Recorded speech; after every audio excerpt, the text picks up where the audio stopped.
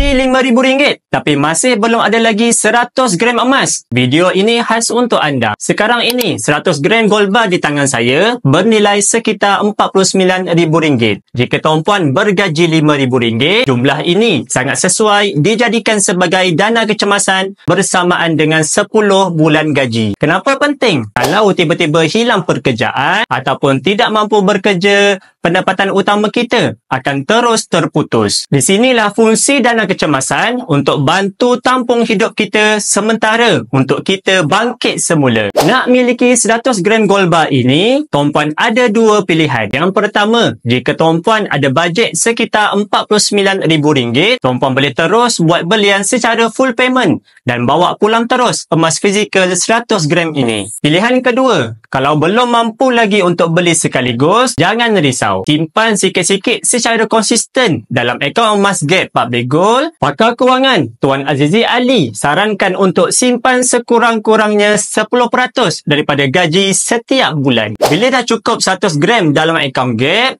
boleh tukar kepada gold bar fizikal seperti ini. 100 gram emas ini bukan sekadar dana kecemasan, tapi boleh juga dijadikan sebagai dana haji, deposit rumah, dana pendidikan anak-anak ataupun simpanan jangka masa panjang yang selamat dan juga stabil. Bagi yang ingin mengukuhkan kewangan dengan simpanan emas bersama Public Gold, boleh tengok pin video tutorial di profil. InsyaAllah saya bantu sebaiknya.